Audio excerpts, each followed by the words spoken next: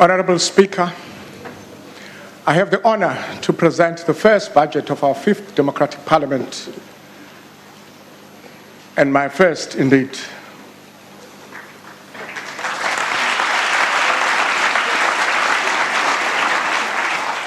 Members of the House, fellow South Africans, over the past 20 years, we have built houses, delivered water and electricity, improved access to schools and health. Yet, there are still people living in shacks, there are still schools without sanitation, there are still patients without care. We have made progress in dismantling apartheid divisions, yet there are still fault lines across our social landscape. We have agreed on a national development plan, but there is still hard work ahead in its implementation. Though we continue to register positive growth rates, many businesses have struggled to maintain profitability. Unemployment remains high, and government has had to adjust to slower revenue growth. Today's budget is constrained by the need to consolidate our public finances in the context of slower growth and rising debt. And so we must intensify our effort to address economic constraints, improve our growth performance, create work opportunities, and broaden economic participation. We need to achieve these goals if our national development plan is to be realized. On the one hand, our development path is limited by the resource constraints of the current economic outlook, and on the other hand, it seeks to lift these constraints by strengthening public institutions, supporting innovation, and making markets work better, and investing in infrastructure and our people. The 2015 budget is aimed at rebalancing fiscal policy to give greater impetus to investment, to support enterprise development, to promote agriculture and industry, and to make our cities engines of growth. As outlined by President Zuma in his State of the Nation address on the 12th of February, Cabinet has agreed on 9 strategic priorities to be pursued this year in partnership with the private sector and all stakeholders. These priorities include 1, resolving the energy challenge, 2, revitalizing agriculture, 3, adding value to our mineral wealth, 4, enhancing the industrial policy action plan, encouraging the private sector investment is the 5th, 6, reducing workplace conflict, 7, unlocking the potential of small enterprises, 8, infrastructure investment, and lastly, to support for implementation of the National Development Plan through in-depth, results-driven processes known as Operation Phakisa. I repeat these, honourable members, because I think it's important to reflect on them. The first of these laboratories focused on the oceans economy, including offshore oil and gas exploration and aquaculture opportunities. Already, this has led to investment of 9.6 billion rands in Saldanha Bay. Strategies for improving primary health clinics have also been developed through a Phakisa process. The mining sector will be next.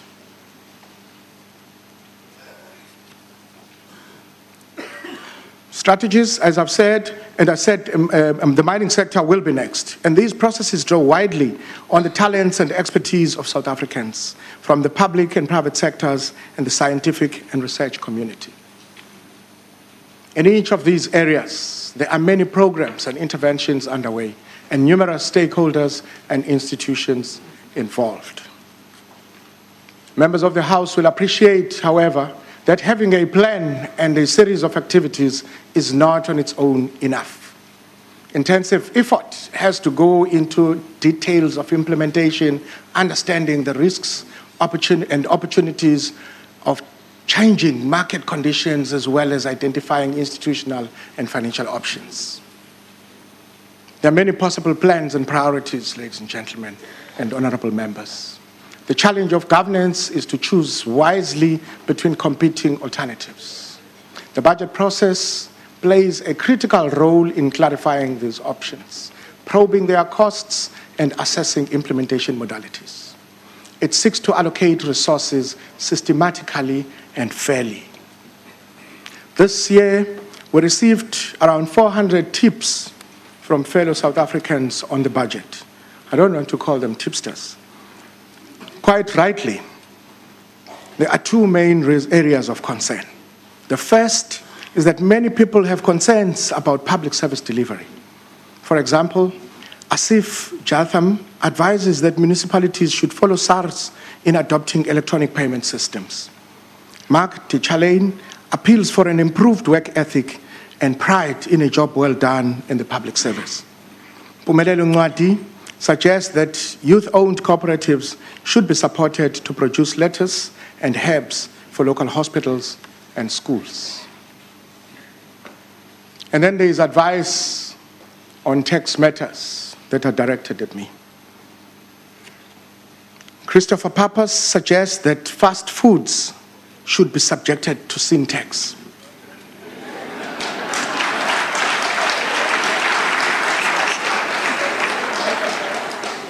Mandy Morris says it is time VAT was increased to 15%. On the other hand, Tabile Wongi proposes that young professionals should be exempt from tax at least 1 year of work. That just shows how many young people are in the room. Fellow South Africans, I will return shortly to the tax ones that are directed at me. The budget documents I tabled today, and I just checked the weight, I'm still going to ask Parliament to provide such facilities so that we are able to say the weight without counting pages. These documents are designed to make our budget choices and their implications transparent. The processes which follow in this House, bringing medium-term plans and programs under the scrutiny of portfolio committees and subjecting ministers and officials to parliamentary accountability, are essential disciplines in the translation of plans into service delivery programs. And so in presenting this budget to members of the House, I'm obliged to caution that it again comprises a weighty set of documents and explanatory papers, as I've said. Members who feel that the burden of after-hours reading is excessive are referred to my predecessors, Minister Gordon and former Minister Manuel, who were responsible or who oversaw the design of these instruments of accountability. Thankfully, their advice to me is that it does not all have to be incorporated into the budget speech. Allow me, therefore, to recommend this year's budget review for the further attention of members. It is somewhat differently structured from the past. There is a new chapter on the financial position of public sector entities and an annexure on progress in infrastructure spending. I turn now to the economic context within which the budget has been prepared. Global economic growth is expected to remain sluggish over the period ahead, rising from 3.3% in 2014 to 3.5% this year. There is considerable variation in economic performances between countries, and economic trends are likely to be volatile. In the United States, 3.6% growth is expected this year, but in Europe, the outlook remains weak and could still be destabilized by disagreements between debtor and creditor nations. In emerging markets and developing economies, growth of about 4.5% is expected. China's growth is expected to slow to 6.8% this year. Amongst our neighbors in Africa, the recent shifts in commodity prices will benefit some countries and disadvantage others. South Africa will benefit from the lower oil price, but our major mining exports have been negatively affected by global slowdown. Our deepening trade and investment links with sub-Saharan Africa continue to offer favorable growth prospects. Exports to Africa grew by 19% in 2013 and 11% in 2014. Fellow South Africans, our primary challenge is to deal with the structural and competitiveness challenges that hold back production and investment in our economy. The most important of these is undoubtedly the security and reliability of energy supply. Electricity shortages hold back growth in manufacturing and mining, and also inhibit investment in housing and raise costs for businesses and households. Mainly for this reason, our projected economic growth for 2015 is just 2%, down from 2.5% indicated in October last year. We expect growth to rise to 3% by 2017, as we had projected also during the MTBPS. Consumer price inflation peaked at 6.6% in June last year, and it has subsequently declined to 4.4% last month, and is expected to average 4.3% in 2015, laying a foundation for economic growth. Higher growth is possible if we make good progress in responding to the electricity challenge and if export performance is stronger. The best short-term prospects for faster growth lie in less energy-intensive sectors such as tourism, agriculture, light manufacturing, and housing construction. These, honorable members, are also sectors that employ more people, and so they contribute to more inclusive growth. Efforts to support these sectors have to be intensified. Progress in agriculture and manufacturing employment requires a constructive labor relations environment and well-targeted support for emerging enterprises. The Deputy President is leading a process at NEDLAC in which social partners are tabling proposals on a framework for sustainable labor relations. While the manufacturing sector has largely underperformed in recent years, there has been an encouraging growth in investment since 2010, particularly in upgrading machinery and equipment. The turnaround in footwear and textiles is also welcome and should boost job creation over the period ahead. In agriculture, we have seen investment and export growth in horticultural products such as grapes, citrus, and tree nuts. Tourism and related services, oil and gas development, communications and information technology also offer many opportunities. Although our fiscal position is constrained, there are considerable financial strengths on which South Africa's growth strategy can build. First, interest rates have remained moderate, which reflects the credibility of fiscal and monetary policy and the favorable inflation outlook. The capital market rates at which government and the corporate sector borrow have declined over the past year, signaling continued investor confidence in the South African economy. Secondly, the exchange rate depreciated by 11% against the US dollar in 2014, after declining by 15% in 2013. This, coupled with low inflation, contributes to our trade competitiveness and partially offsets the deterioration in commodity prices. South Africa has a buoyant, which is the third point, capital market. It is open to foreign investors and is a major contributor to direct investment elsewhere in Africa. Our banks and other financial institutions are well capitalized. Our company law and tax frameworks are robust, and we have excellent property market institutions. The first phase of implementation of the National Development Plan is elaborated in government's medium-term strategic framework. If we remain united and energized around its implementation, government, labor, business, and all South Africans, we will continue to make progress towards a just and prosperous future. A sound budget framework is one of the enabling conditions for implementation of the National Development Plan. Fellow South Africans, it has now been 8 years since the global financial crisis began. In responding to low economic growth, government allowed for continued expenditure growth and a wider budget deficit to cushion the economy from a potential hard landing, which would have resulted in an increased debt burden, on the state. Fiscal room created during the economic boom leading up to the financial crisis cushioned us against tax increases as a first response. Our fiscal rebalancing has included cost containment measures and intensified efforts to improve efficiency and expenditure. These measures are yielding positive results already. However, growth performance remains weak and substantial repayments of debt are becoming due. It is now clear that we can no longer postpone consideration of additional revenue measures. In choosing among our tax options, the financial health of households and businesses is a primary consideration. As indicated in the medium-term budget policy statement, the key features of the budget framework for the period ahead are as follows. I repeat them, honorable members, as we said in the MTBPS. The first is that a reduction in the main budget expenditure ceiling of about 25 billion rands over the next 2 years, compared with the 2014 budget baseline, was a necessity.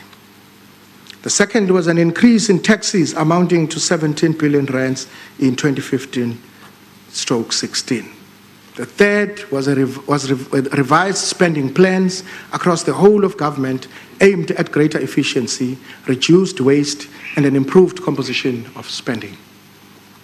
Fourth was a consolidation of government personnel numbers, and lastly, financing of state-owned companies where required without raising national government's budget deficit. In the budget framework we tabled today, a consolidated deficit of 3.9% of GDP is projected for 2015-16, falling to 2.5% in 2017-18. Consolidated non-interest expenditure will rise from 1.1 trillion rands this year to 1.4 trillion in 2017-18, which is an average real increase of 2.1% a year.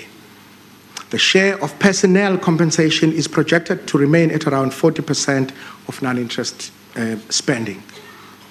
Interest on state debt will rise from 115 billion rands this year to 153 billion rands in 2017-18. Reductions in budget allocations have been targeted at non-critical activities.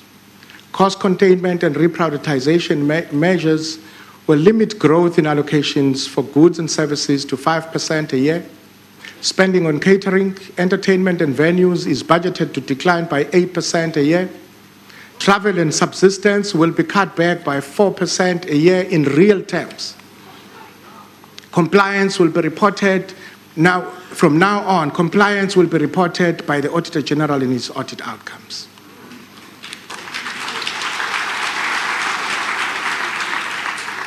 Allocations for critical items such as school books and medicine for police vehicles and medicines, and for police vehicles, fuels, and for maintenance of infrastructure will grow faster than inflation. The budget framework includes an unallocated contingency reserve of 5 billion rands next year, 15 billion rands in 2016-17, and 45 billion rands in 2017-18. This could allow for new spending priorities to be accommodated in future budgets. It takes into account that the economic outlook is uncertain and that both weaker growth and rising interest rates are possible over the period ahead. We are also mindful that public service salary negotiations have still to be concluded. We hope that agreement will be reached in time for salary improvements to be implemented in April. Over the next 3 years, the total amount of money owed by government is projected to increase by about 550 billion rands to 2.3 trillion rands by 2017-18. Redemptions on debt issued over the past decade will add 190 billion rands to the medium-term borrowing requirement. Net loan debt of the national government is expected to stabilize at less than 45% of GDP in 3 years' time. South Africa's liquid capital markets and our standing in international markets enable us to meet this borrowing requirement. So there is no problem about debt sustainability, all things being equal. But we are mindful that debt sustainability requires a prudent budget framework and improvements in both saving and investment. Therefore, our fiscal policy stance recognizes that state-owned companies and municipalities will continue to face substantial investment requirements over the period ahead. Moderation in the main budget deficit creates space in the wide capital market for infrastructure financing of both wider public sector and the private sector. In addressing these and other fiscal challenges, government is firmly resolved to steer a responsible and sustainable course. Honourable Speaker, our Constitution requires an equitable division of nationally collected revenue between national, provincial and local government. This is set out in the Division of Revenue Bill and its accompanying explanatory memorandum. The allocations are explained in the budget review and elaborated in the estimates of national expenditure, which I implore members to pay much attention to. In preparing these proposals, we have benefited from recommendations of the Financial and Fiscal Commission and Parliament's committees. As is required by the Money Bills Amendment Procedure and Related Matters Act of 2009, the budget review includes a report which responds to concerns raised by the Finance and Appropriation Committees and in Portfolio Committees' budgetary review and recommendations reports. We greatly appreciate these contributions of Parliament to the rigour and integrity of our budget process. The national share of non-interest expenditure is about 48%, with provinces receiving 43% and municipalities receiving 9%. Allocations to basic services provided by municipalities have been prioritized, despite the constraints of the budget framework. A new approach is proposed to cities to support their growth and restructuring and strengthen infrastructure investment, and a review of local government infrastructure grants is in progress, which will lead to simplification and consolidation of the financing arrangements. Over the longer term, progress in municipalities requires local economic growth, property development and revenue capacity alongside national support. These are key elements in the Back to Basics Municipal Development Strategy championed by Minister Gordon, my predecessor. Honourable members, our support through the budget for economic development is wide-ranging, as it must be if we are to diversify our growth and broaden participation. Innovation and technology changes are at the heart of this development strategy. Support for the oceans economy has been allocated 296 million rands over the next 3 years. This will enhance our climate change research and management of ocean resources. South African science and technology also continues to benefit from our leading role in the Square Kilometre Array Astronomy Partnership, which will spend approximately 2.1 billion rands over the next 3 years. Minister Pando here is guiding our science councils towards more effective partnerships with industry and academic institutions. 2.7 billion rands has been allocated over the medium term under the Mineral Policy and Promotion Programme to promote investment in mining and petroleum beneficiation projects.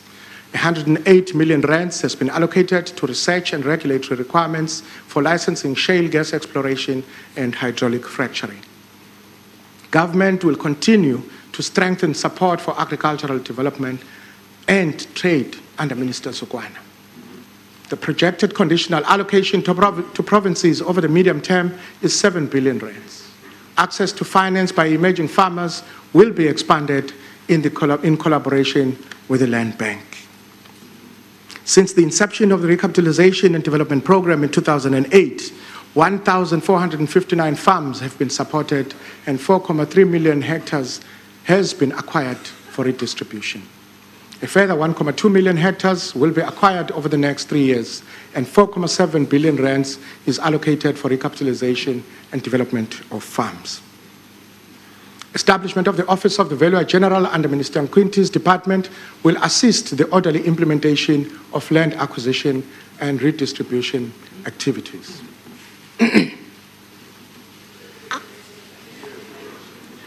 Fellow South Africans, unemployment remains our single greatest economic and social challenge.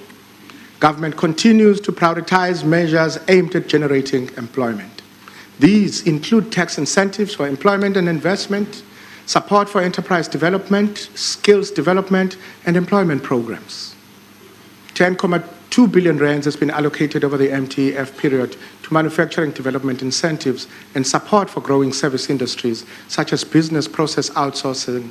Under Minister Davis's oversight, the Manufacturing Competitive Enhancement Program will spend 5.4 billion rands and will assist close to 1,450 companies with financial support to upgrade facilities and skills development.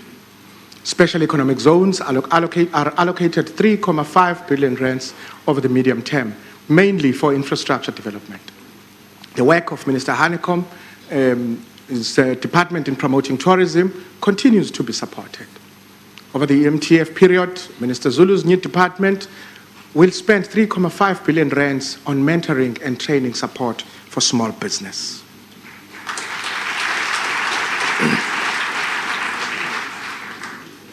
The Jobs Fund will spend 4 billion rands in partnership with the private sector on projects that create new employment, support work seekers, and address structural constraints to more inclusive growth.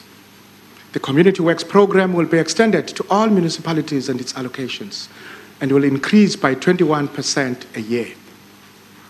The Department of Environmental Affairs has an allocation of 11.8 billion rands to fund more than 107,000 full-time equivalent jobs and 224,000 work opportunities through the Environmental Public Works programs. A total of 590 million rands has been allocated to the Green Fund over the medium term for strategic environmental projects in partnership with the private sector. Honourable Speaker, expenditure on health and social protection will continue to grow steadily, contributing to better life expectancy and household income security. Health spending will reach 178 billion rands in 2017-18. We have seen a marked reduction in child mortality over the past 5 years, supported by improved access to antenatal services. Our antiretroviral treatment program now reaches 3 million patients. The mother-to-child transmission of HIV has decreased from 20% a decade ago to 2% last year, and is expected to decline further over the period ahead.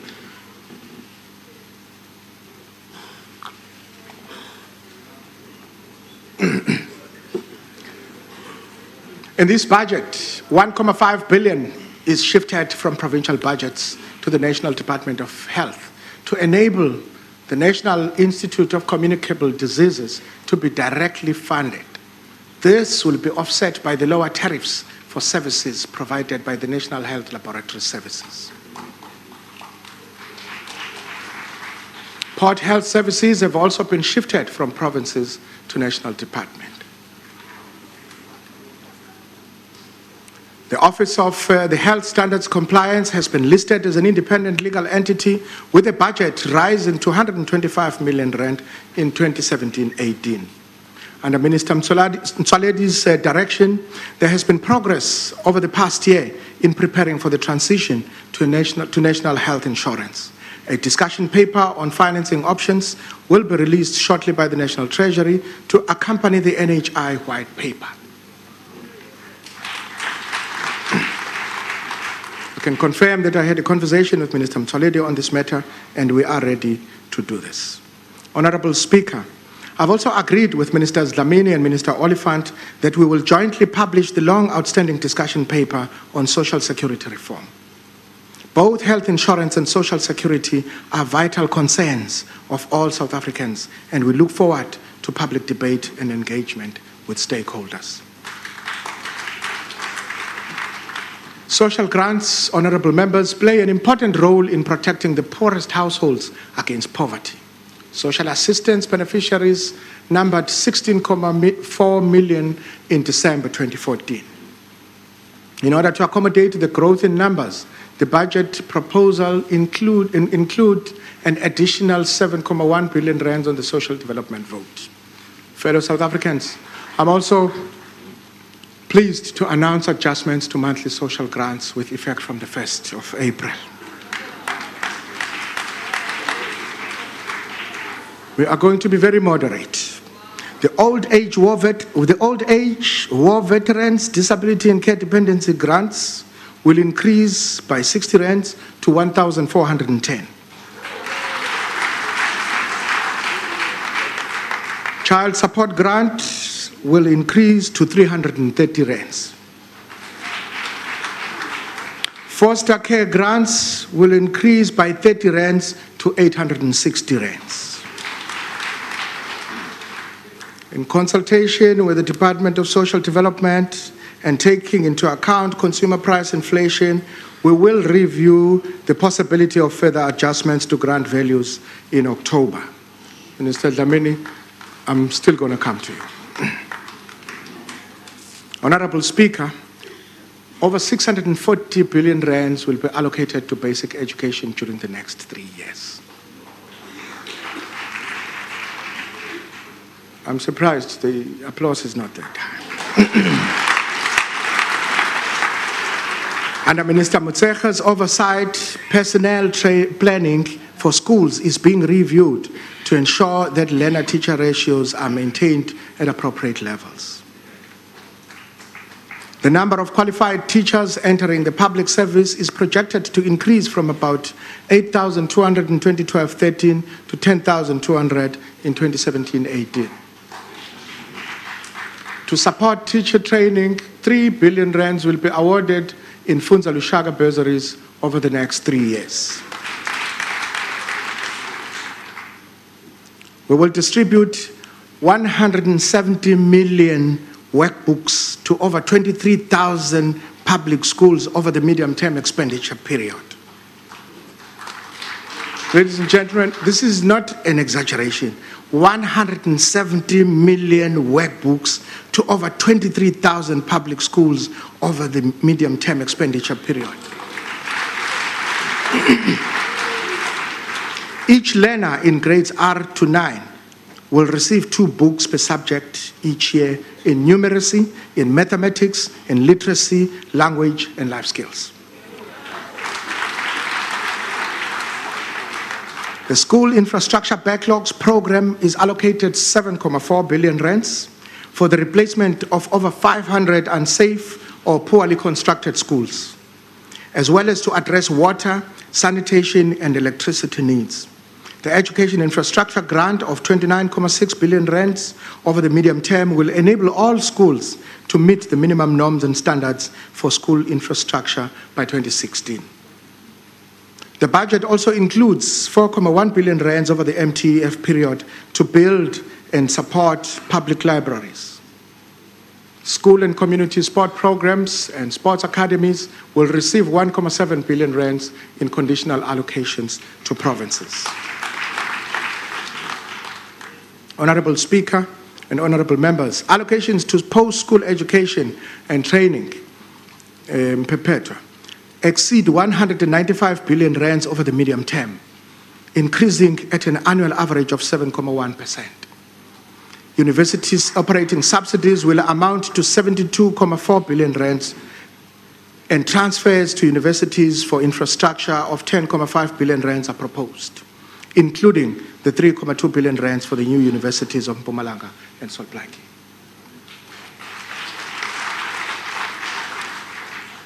We are mindful of the pressures on student financing at our higher education institutions. The National Student Financial Aid Scheme is projected to spend 11.9 billion rands in 2017-18, which is up from the 9.2 billion rands in 2014-15. This will support a further increase in university enrollments and in technical and vocational colleges. Progress in the quality of post-school education programs is clearly critical.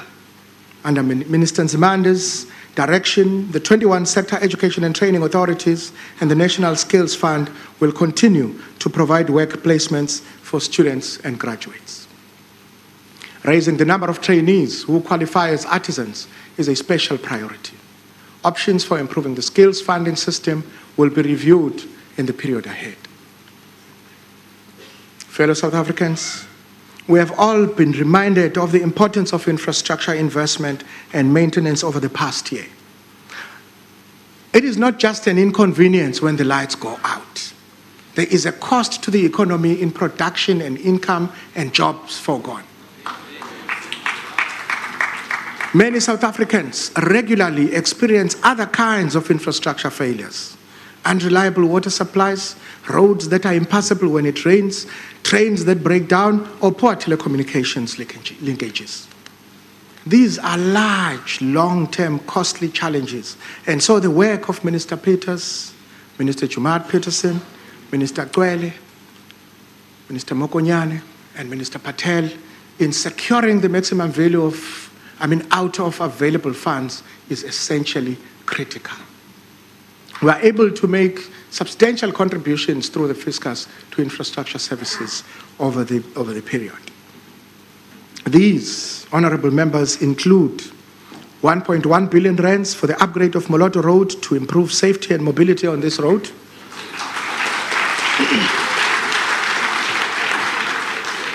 The Passenger Rail Agency's 53 billion rands 10-year renewal program is now in progress.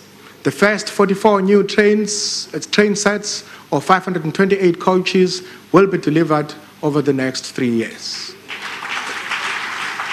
Over 80 billion rands for local roads and over 220 water and sanitation.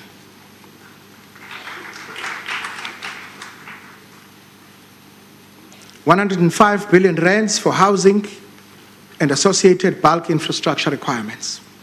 Minister Sisulu. Over 18 billion rands for 875,000 households to be connected to the grid or to receive off-grid electricity, and 1.1 billion rands for broadband connectivity in government institutions and schools. I need to emphasize, Honourable Speaker, that not all infrastructure services qualify for budget funding. Cost recovery from users is a key foundation of infrastructure sustainability, together with fiscal support for access to essential services. I therefore wish to endorse the Deputy President's carefully balanced approach to resolving the Gauteng Freeway financing matter. Concerns regarding the socio-economic impact of toll tariffs have been heard, and the revised monthly ceilings will shortly be proposed. We will include a national contribution to meeting the associated costs and the adjustments appropriation later in the year. Measures will also be taken to ease compliance and to improve enforcement. But cost recovery from road users will continue to be the principal financing mechanism for major road users.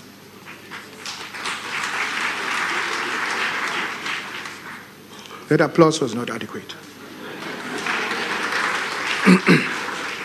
Honourable members, national government is working closely with metropolitan municipalities to invigorate urban development, as the NDP emphasizes.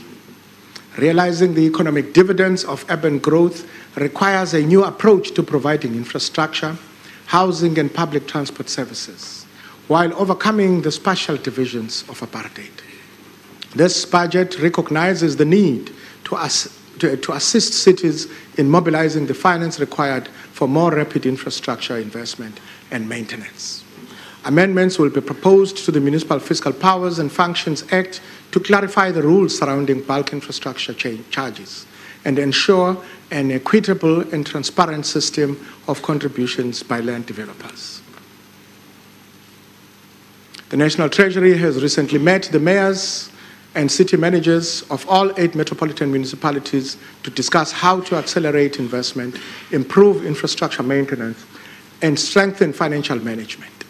Metropolitan councils will announce details of their investment programs in their forthcoming budget statements. National Treasury, the Department of Cooperative Governance, and the Development Bank of Southern Africa will host a conference on urban infrastructure investment later this year. This will enable private investors to obtain further details of financing opportunities that will arise from this new program. I've also been reminded of the role of tax measures in supporting urban development. With us in the gallery today is Mr. Vuyisa Kabaka, a Cape Town entrepreneur and co-founder of the Good Neighborhoods Foundation. His advice is that, and I quote Mr. Kabaka, government should encourage township investment. For instance, it could promote urban development and regeneration through accelerating depreciation allowances for new building and construction or refurbishment of existing buildings, close quote. And thanks, Mr. Kabaka, for this hint and tip. National allocations to municipalities continue to be equitably allocate and to be aligned with Minister Gordon's Back to Basics strategy. The local government equitable share was protected from the baseline reductions to ensure that service delivery to the poor remains prioritized. Allocations for water, sanitation and electricity in rural municipalities have been increased substantially. 4.3 billion rands will be spent over the next 3 years to build capacity and to strengthen systems for financial management and infrastructure delivery. The collaborative review of local government infrastructure grants will give special attention to the maintenance of infrastructure so that the gains made over the past 20 years continue to be extended and enjoyed by all over the life of these assets. Honorable members, we still confront unacceptably high levels of crime in our country. Government spending on public orders and safety and security and defense will therefore continue to increase from 163 billion rands this year to 193 billion rands in 2017-18. Police services receive about 48% of the total allocation. Effective and efficient courts under Minister Masuta's oversight and Chief Justice Mogoeng's leadership are central to constitutional democracy and the functioning of the criminal justice system. Over the medium term, a total amount of 492 million rands has been prioritized towards improving access to justice. This will increase capacity for support personnel, public defenders, and prosecutors. In order to strengthen the independence of the judiciary, the Office of the Chief Justice has been established as a new department. It becomes fully operational on the 1st of April 2015 with a budget over the MTF period of 5.2 billion rands. The fight against corruption remains a central priority. Additional allocations have been made to the Public Protector and the Financial Intelligence Center for increasing their human resource capacity. South Africa's Defence Force under Minister Mapisa Nqakula, earlier she complained that she didn't get the money. It will continue to be deployed for safeguarding our borders and in peacekeeping operations in several conflict areas. Budget provision for border safeguarding and regional security amounts to 2.8 billion rands, Minister Nqakula, and 4.5 billion rands respectively over the next 3 years. The budget also includes the 834 million rands for access of, this is an important one, the budget also includes 834 million rands for access of military veterans to health care and housing services.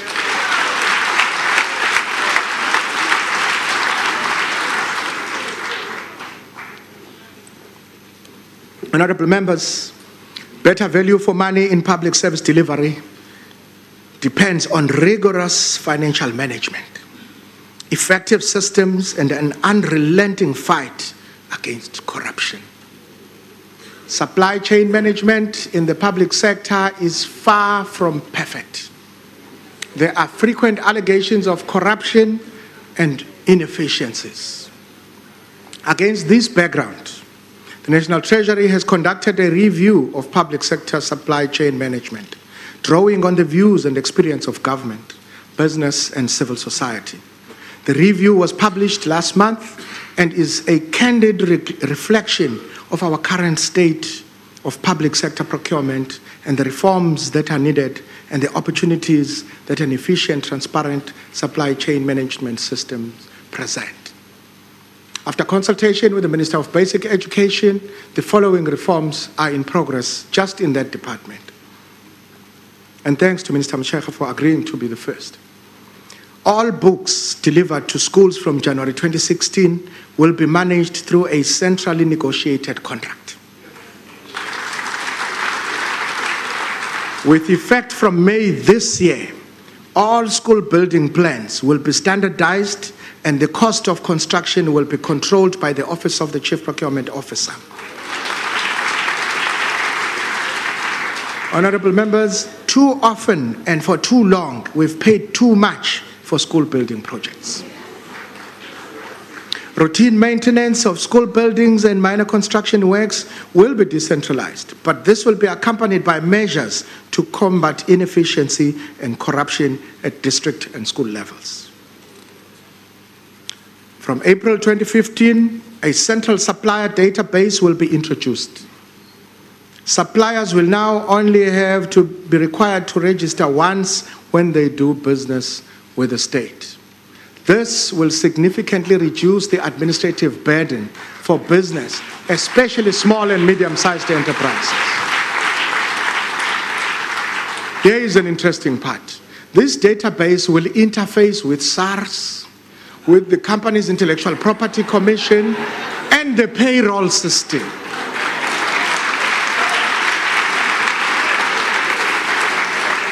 It will therefore electronically verify a supplier's tax and BEE status gently. And also will enable public sector officials doing business with the state to be identified easily. The intervention will also reduce administrative burden for SCM, the supply chain management practitioners, and address many of the concerns raised by the Auditor General every year. In close collaboration with the State Information Technology Agency, a central e-tender portal will be implemented from April this year. It will be compulsory that all tenders be advertised on this portal. And all tender documents will be freely available there. Tender advertisements in newspapers and the government gazettes will be phased out.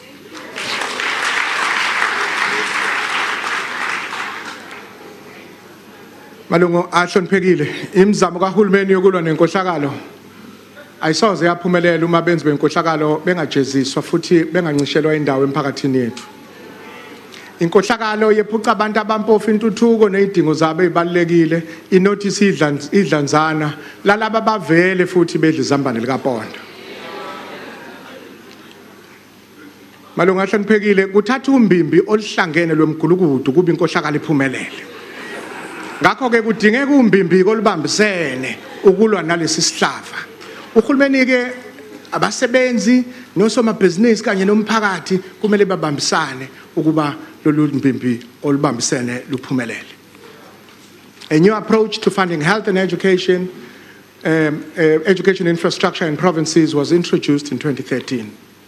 Following a 2-year planning cycle, the 2015-16 allocations for the education infrastructure grant and the health facility revitalization grant reflect this new approach.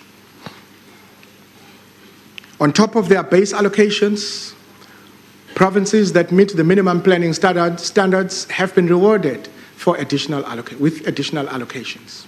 For instance, the Eastern Cape receives an additional 233 million rands due to the quality of its plans for health and education infrastructure investment.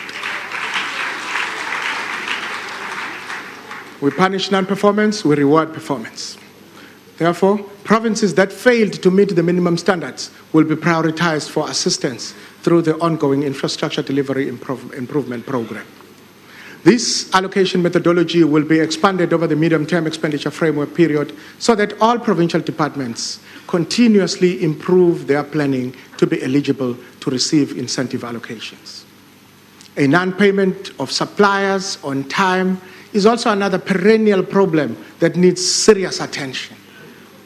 This practice works against government's efforts to grow the economy and to develop small-medium enterprises sector. Payment of suppliers within 30 days will from now on be included among other supply chain management requirements in the performance agreements of accounting officials.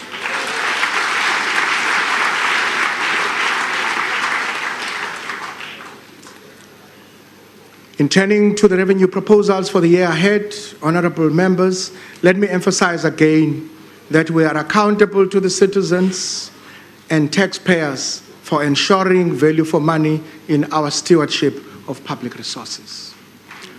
Our current projection is that revenue will amount to 979 billion rands in 2014-15, with the year which will end shortly, about 14.7 billion rands less than the budget estimate a year ago. Including non-tax revenue, social security funds and other receipts, and after deducting 51.7 billion rands, which goes to the Southern African Customs Union partner countries, consolidated budget revenue will be slightly over 1 trillion this year, or about 8.2% more than 2013-14. In the recent past, there has been considerable variation in the customs union receipts because of fluctuations in regional trade. The period ahead will also see large shifts in customs receipts with potentially adverse implications for our partner countries. South Africa remains keen to see a revised and improved revenue sharing arrangements that would stabilize and safeguard these resource flows. Minister Davis, we are working with him very closely on this matter, and we hope that we would be able to break through. Personal income tax remains a buoyant source of revenue, but the slowdown in business conditions is reflected in lower than expected company tax, value-added tax, and customs revenue.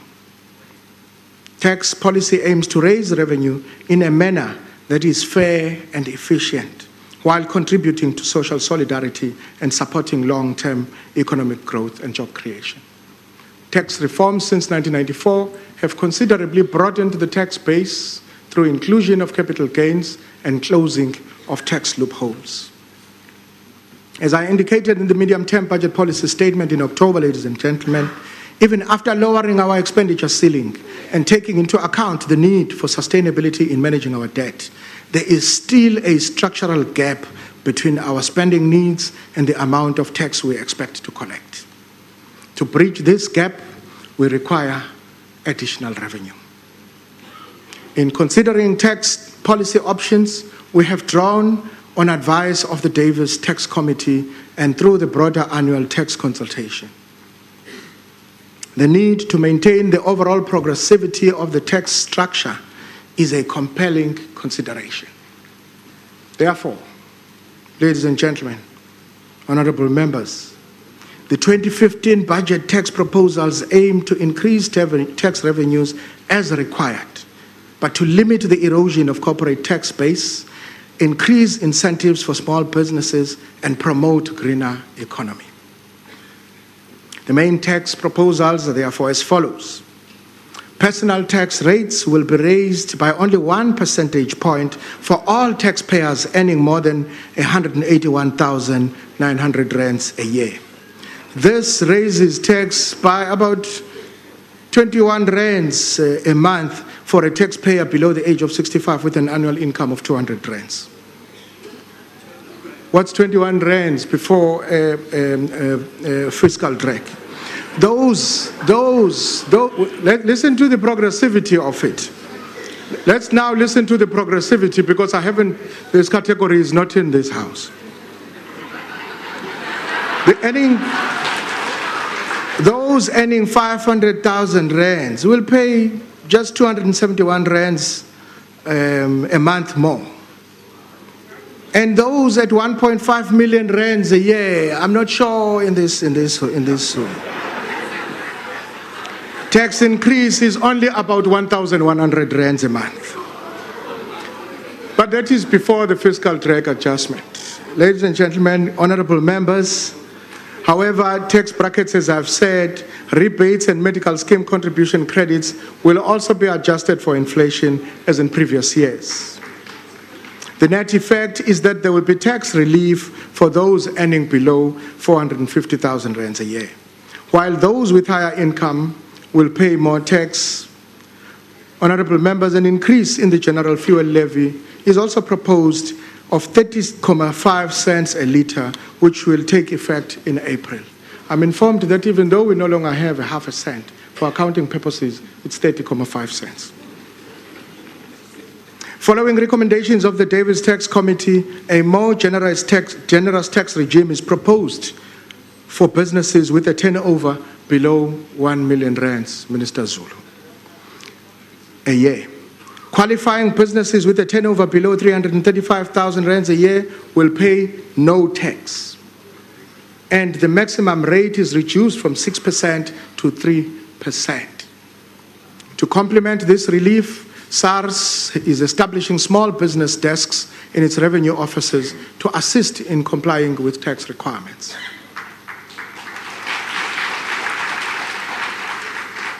The rates and brackets for transfer duties on the sale of property will be adjusted to provide relief to middle-income households. The new rates eliminate transfer duties on properties below 750,000 rands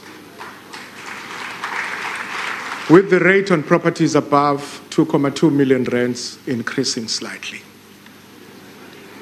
Fellow South Africans, excise duties, another interesting part, on alcoholic beverages and tobacco products will increase as follows. We still saved that part, Babshek. That part is still safe, but let me begin. The tax on a quart of beer also just goes up by 15.5 cents. We'll round off to the higher cent. A bottle of wine will cost 15 cents more. There is a complaint that perhaps we should have raised the bottle of wine higher than the one of beer. There is a discussion between the wine and the beer drinkers, which one, who should give up what and who should take up what. A bottle of sparkling wine goes up by 48 cents. And a bottle of whiskey will go up. Yeah. Now there are people who need to listen very carefully here. Because if you don't stock up now, don't complain if it eats into your pocket. It'll go up by only R3.77. And a pack of 20 cigarettes goes up by only 82 cents. I'm receiving other tips here. I will consider them perhaps mid-year. Amendments are proposed to the diesel refund system, which applies in the agriculture, forestry, fishing, and mining sectors. Some of these changes will take effect this year and some in 2016. The net effect of these proposals of the 2015-16 tax revenue is an increase of 8.3 billion rands, which will bring tax revenue for the year to slightly more than 1 trillion rands, or about 10.4% more than 2014-15 tax revenue. There are further tax proposals, honourable members. We are also proposing these measures to promote energy efficiencies, which will be discussed further with the industry, with the electricity regulator, ESCOM, and other interested parties. The first proposal is a temporary increase in the electricity levy from 3.5 cents per kilowatt hour to 5.5 cents per kilowatt hour to assist in demand management. This additional 2 cents per kilowatt hour will be withdrawn when the electricity shortage is over. Secondly, an increase is proposed in the energy efficiency. Listen to this one. Don't listen to the stick only because there is a carrot. Secondly, an increase is proposed in the energy efficiency savings incentive from 45 cents per kilowatt hour to 95 cents per kilowatt hour, together with its extension to the cogeneration projects. Other measures under consideration include enhancing the accelerated depreciation for solar energy. In the absence of a carbon tax, the electricity levy serves both to promote energy efficiency and encourage lower greenhouse gas emissions. The introduction of a carbon tax in 2016 will provide an additional tool to deal more sustainably with the current electricity shortage while lowering the electricity levy. A draft carbon tax bill will be introduced later this year for a further round of public consultations. To ensure that the burden is fairly distributed, steps will be taken to ensure that the electricity levy applies to all users, especially energy-intensive users, while ensuring that there are no double payments. Honourable members, we are also taking further steps to combat financial leakages, which deprive our economy of billions of rands through erosion of the tax base, profit shifting, and illicit money flows. This is the advice I received from Durban businessman, Mr. Wolfe Braude, who is with us today in the gallery. I hope I pronounced your name correctly, Mr. Braude. He says, and I quote him, "Action has to be taken to close tax evasion loopholes, such as transfer pricing and profit-shifting strategies by South African corporates. I I ask that South Africa continue its support for the recent G20 decisions in this regard and the implementation of actions in support of transparency and sharing of information. South Africa must similarly stand firm in the SADC against tax havens. Close quote. Thank you, Mr. Brown. To this effect, the South African Reserve Bank, the Financial Intelligence Center, and the South African Revenue Services work closely to monitor capital flows. This assists in identifying movements of funds for tax reasons. Internationally, there is increasing collaboration between bank regulators and tax authorities, and so progress is being made to reduce both capital leakages and tax evasion. Drawing on advice of the Davis Tax Committee, amendments will be proposed to improve transfer pricing documentation and revise the rules for controlled foreign companies and the digital economy. There are two further revenue proposals that I need to explain, ladies and gentlemen and honorable members. They both arise from challenges in respect of earmarked taxes. The first is a 50 cents a litre increase in the road accident fund levy. This increase is required in order to finance the progress made by the Road Accident Fund Administration in clearing the claims backlog. But it also reflects that the current compensation system, which has accumulated a 98 billion rands unfunded liability, is just not sustainable. So legislation to establish the new road accident scheme will be tabled this year to provide for affordable and equitable support for those injured in road accidents, so that the funds flow to the victims of road accidents other than the middleman. Once the legislation has been passed, the levy will be assigned to the new scheme. The second special revenue proposal is a one-year relief measure in respect of unemployment insurance fund contributions. Unlike the road accident fund, the UIF has an accumulated surplus of 90 billion rands. Improved benefits are now being introduced, but it is nonetheless possible to provide temporary relief to both employers and employees. The proposal is that the contribution threshold should be reduced to 1,000 rands a month for 2015-16, which means that employers and employees will each pay only 10 rands a month during the year ahead, putting 15 billion rands back into the pockets of the workers and business. This matter is still going to be debated at the appropriate levels after the tabling, as it is a proposal as we speak. Honourable Speaker, state-owned companies play a key role in promoting economic growth and social development. Transnet freight modernization program, for example, has raised the number of trains that run between Johannesburg and Durban to 60 a day from fewer than 20 just a decade ago. I will wait for you to applaud this.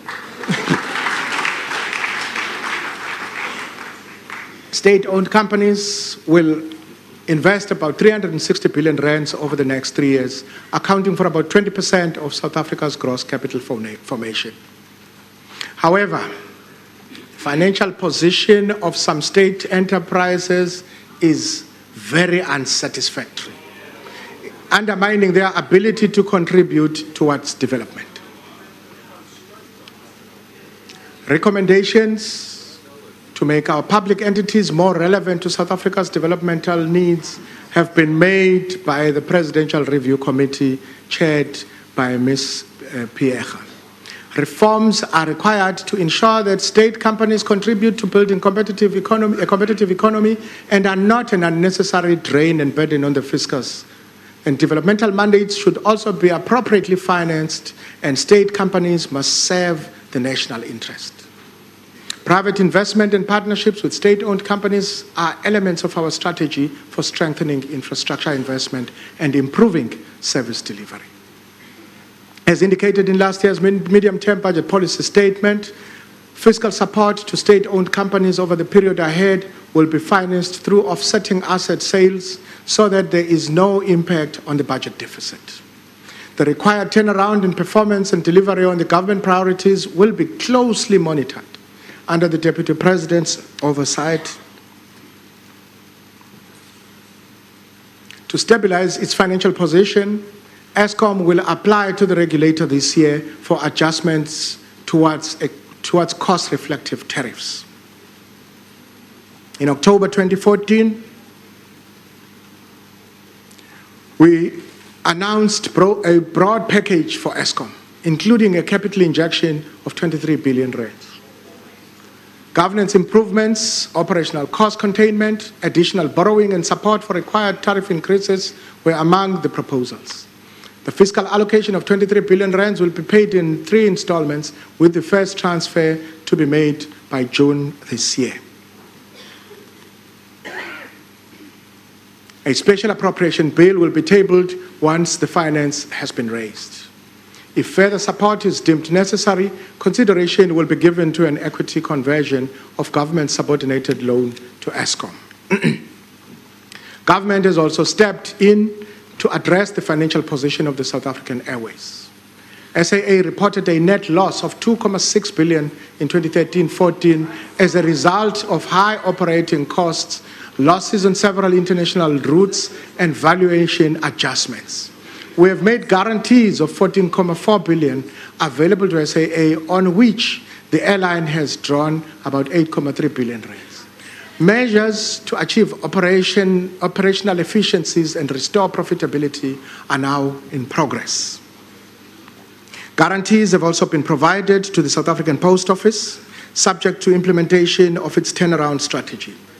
This involves revised universal service obligations and delivery targets, taking into account the decline in the mail and courier businesses and the shift to digital communication. Minister Cwele has appointed an administrator to lead the South African Post Office's turnaround. Honourable Speaker, one of the strengths on which implementation of our National Development Plan rests is the financial health and capacity of our development finance institution. At the end of 2013-14, their combined assets amounted to 250 billion rands against liabilities of 107 billion rands. The Development Bank of Southern Africa, the Industrial Development Corporation, the Land Bank, and other national DFIs will expand their loan portfolios by about 33% over the next 2 years, including substantial investment in renewable energy, agriculture, industrial infrastructure, and beneficiation projects. Several initiatives are in progress to strengthen the role of DFIs. The first is a review of provincial entities that has been initiated, aimed at enhancing their effectiveness and sustainability. The second is an organizational review of the Land Bank, which will be conducted under the leadership of the newly appointed board and chief executive to enhance its support for emerging farmers and commercial agriculture. The DBSA, which is the third one, will take the lead in developing South Africa's municipal debt market, and in order to accelerate both public and private sector investment in urban renewal. The IDC aims to mobilize 100 billion rands over the next 5 years to promote faster industrial development and mineral beneficiation and agro-processing. Of special importance is the Land Bank's collaboration with the Department of Rural Development and Land Reform to bring rural land restitution and redistribution projects to full production. This initiative will build on the bank's success in supporting black farmers through its Retail Emerging Markets division, which has financed over 400 projects and created 7,000 employment opportunities to date without any defaults. The DBSA will continue to manage the Infrastructure and Investment Program for South Africa, which is a partnership with the European Commission to strengthen project preparation and co-funding arrangements. It also provides support to the Independent Power Producer Program, which will be extended to include new generation capacity from hydro, coal and gas sources to complement Eskom's baseload energy capacity.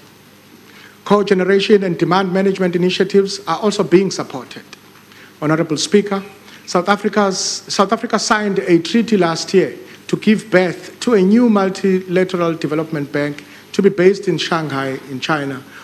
We are excited to be part of this new venture, especially given the leverage South Africa will have on resources that will augment our infrastructure investment programs and those of the sub-Saharan African countries. The first regional office of the bank will be located in South Africa. Honourable members, I'm pleased to be able to report that under the capable management of the Public Investment Corporation, the retirement funding assets of the public service members and pensioners have grown strongly over the past year. Government Employees Pension Fund remains well-funded and soundly managed. Pensioners of the GEPF, the Associated Institutions Pension Fund, and the Temporary Employees Pension Fund, as well as recipients of special and military pensions, will receive 5.8% pension increase with effect from the 1st of April. We have noted with concern that some civil servants are resigning from the GEPF, driven by high level of indebtedness or incorrect information on the retirement reform process. I want to assure our civil servants that the pension reforms currently under consideration will not adversely affect their benefits. And I did make a statement in this House on this matter. Ngifuna ukuphinda ngcono ngisho nangesizulu. Ngoba ngifuna ukuxwayisa ngalesi simo esingaba nomthelela ongemuhle uma umkhuba okudla imbewu unganqandwa. Ngifuna ukugcizelela futhi ukuthi akukhona kancane okugida kujeqeza impesheni zezisebenzi, ikakhulukazi lezi zikahulumeni, ngoba ngisho nezinguquko ezihlongozwayo azisichaphazeli nakancane ezikuhulumeni. Siyazi ukuthi iningi labantu bakithi bacindezelwe izikweletu, kodwa ukudla enqolobaneni akusixazululi isimo sakho. Kunalokho kwenza isimo sibe simbe kakhulu, ikakhulukazi lapho umuntu esethatha umhlala phansi esedondolozela. Honourable members, I'm pleased to confirm that with effect from the 1st of March, the new tax-free savings account will now be available. Significant progress. I was surprised that I thought maybe I didn't emphasize it enough. Should I repeat it?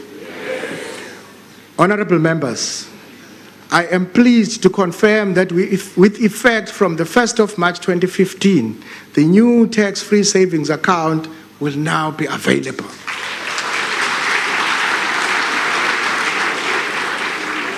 Significant progress has been achieved in relation to retirement reforms, and consultations with the NEDLEC will continue. The first draft of default regulations will be issued shortly for public comment. These reforms have one central objective: to maximize the long-term benefits to retirement fund members so that they can retire comfortably. Our financial services sector is one of South Africa's strengths, but as noted in our recent market conduct policy framework, a framework document, it needs to do more to treat customers fairly.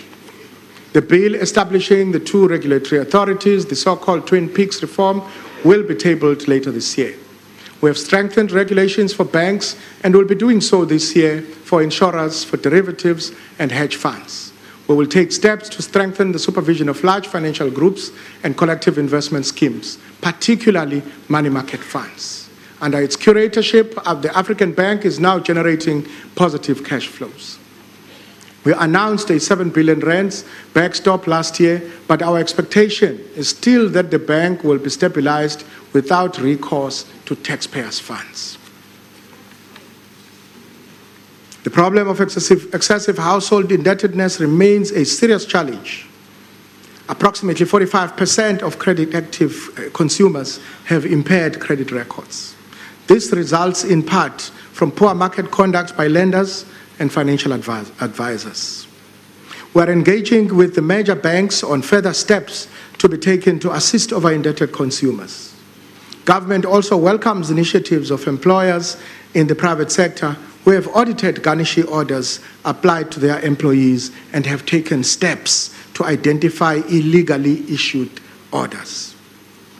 Honourable Speaker, this has been a challenging budget to prepare under difficult economic circumstances. The resources at our disposal are limited. Our economic growth initiatives have to be intensified. Mindful of these circumstances, Stefan Skuman of Johannesburg wrote in response to the Budget Tips campaign online, just to wish me all the best for what he described as a daunting task. Thank you, Stefan. Preparing a budget under difficult circumstances is a reminder that our public services are many and varied. and that will rely on the efforts of good judgment of many thousands of public servants, teachers, health workers, and law enforcement officers every day. And our economy comprises a great diversity of enterprises, of factories, mines, service centers and shop floors, welfare organizations, trade unions, industry associations. Our collective future depends on the energy and enterprise of all of us. The 2015 budget takes forward our National Development Plan and medium-term strategic framework, recognizing that the gains of our democracy have to be shared more equally and our economy has to be given greater impetus. Allow me to thank you, Mr. President, for your guidance and support. My appreciation goes to Mr. Deputy President for his wise counsel. I would also like to thank my cabinet colleagues for their cooperation and support. Members of the Ministers' Committee on the Budget, including the Deputy Minister, Jonas, yes. They have been especially generous in their time and wise advice. I also wish to thank the provincial premiers and finance MECs and municipal mayors who share our fiscal and financial responsibilities. I know that members of the House will also join me in expressing my appreciation to the following people: the Director General of the Treasury, Mr. Lungisa Fuzile, and officials at the National Treasury. The Governor of the Central Bank, Mr. Khanyago, your Deputy Governors, and staff of the South African Reserve Bank. Commissioners and staff of the Financial and Fiscal Commission.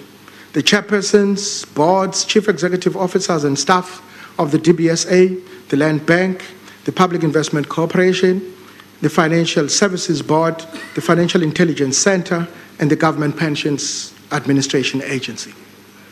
The staff and constituency representatives of NEDLEC, and particularly its Public Finance Chamber. And lastly, but not least, the Judge Dennis Davis, who I believe is with us in the gallery, and members of your tax committee. Thank you for your work.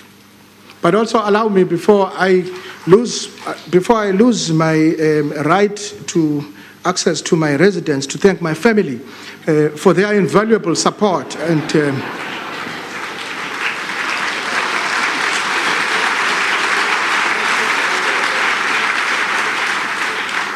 Honorable Speaker, I therefore take this opportunity to table before this House the budget speech, the 2015 budget review,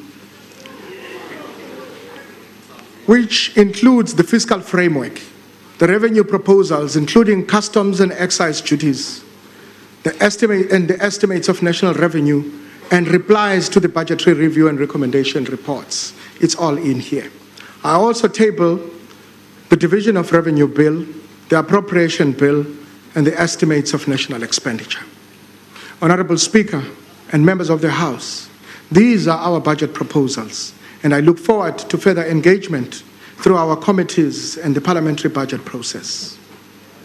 I'm especially grateful to the chair of the Finance and Appropriation Committees, the Honorable Mr. Karim and Mr. De Beer, Mr. Mashatile and Mr. Mohai, who have the responsibility of steering consideration of the Division of Revenue Bill and the Appropriation Bill, and the revenue bills which will be tabled later in the year. Preparation of the budget is the outcome of inputs and efforts of countless people in the Treasury, government departments, in provinces, in municipalities, and our public entities. Implementation of the budget, Honorable Speaker, is the collective outcome of the activities of all South Africans, workers and businesses who contribute to economic activity, investors who make growth possible, savers and taxpayers, officials and service providers, protectors, advisors, those who work on our farms, those who care for the young and the elderly. Therefore, it is my privilege to commit these proposals for the consideration of all South Africans and to reaffirm our commitment to work together with all South Africans in pursuing a better future. And thank you very much.